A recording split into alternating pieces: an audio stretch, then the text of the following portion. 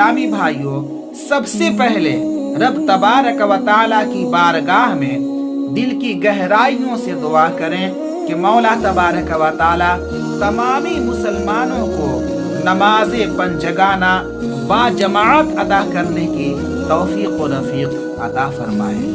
अस्सलामु अलैकुम व रहमतुल्लाहि व बरकातुहू। मैं हूँ मोहम्मद शहाबुद्दीन रज़वी। उम्मीद कि आप तमामी लोग अल्लाह रब्बुल इज़्ज़त के फज़ल व करम से बहुत अच्छे होंगे। प्यारे इस्लामी भाइयों, सबसे पहले रब तबारक व तआला की बारगाह में दिल की गहराइयों से दुआ करें कि मौला तबारक व तआला तमामी मुसलमानों को नमाज पंजगाना बाजमात अदा करने की तौफीक व रफीक अता फरमाए। प्यारे इस्लामी भाइयों, अक्सर देखा जाता है और ज्यादातर देहाती इलाकों में देखा जाता है कि मुसलमानों को नमाज के मसाइल से वाकफियत नहीं होती है कि उन्हें इमाम की इक्तदा में नमाज किस तरह से अदा करना चाहिए, या फिर अगर वह तन्हा पढ़ रहे हैं तो उन्हें नमाज किस तरह से पढ़ना चाहिए। हालांकि हर मुसलमान को नमाज के मसाइल से वाकफियत बहुत ज़रूरी है, इसलिए कि अगर हम सही तरीके से नमाज नहीं पढ़ते हैं तो यकीनन हमारी नमाज नहीं होगी। प्यारे इस्लामी भाइयों, इसी तनाजुर में आज मैं एक अहम मसला आपको बताने जा रहा हूँ, आप समाअत करें। प्यारे इस्लामी भाइयों, 4 रकात फर्ज की नमाज इमाम ने शुरू कर दी और इमाम ने 2 रकात मुकम्मल भी कर ली,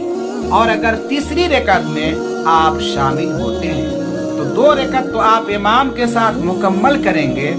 लेकिन जो 2 रकातें आपकी पहली और दूसरी छूट चुकी हैं, आप उसको मुकम्मल कैसे करेंगे? उन 2 रकातों को आप जब पढ़ेंगे तो सूरह फातिहा के साथ कोई सूरत मिलाना आपके लिए जरूरी है, या फिर बगैर सूरत मिलाए आप नमाज को मुकम्मल करेंगे। प्यारे इस्लामी भाइयों, अगर किसी के साथ ऐसा वाकया पेश आता है कि 4 रकात वाली फर्ज नमाज इमाम के साथ आप 2 रकात पढ़ते हैं, या फिर 3 रकात पढ़ते हैं, आपकी 1 रकात छूट जाती है, या फिर 2 रकात आपकी छूटती है, तो जब इमाम साहब 4थी रकात के बाद सलाम फेरेंगे तो आप खड़े हो जाएंगे, और खड़े होने के बाद सूरह फातिहा के साथ सूरत मिलाना आपके लिए वाजिब है, और अगर भूल कर छोड़ देते हैं तो आपके लिए सजदा सहव जरूरी है। अगर आप सजदा सहव नहीं करते हैं तो आपकी नमाज नहीं होती है, और अगर जानबूझ करके आप इस तरह करते हैं,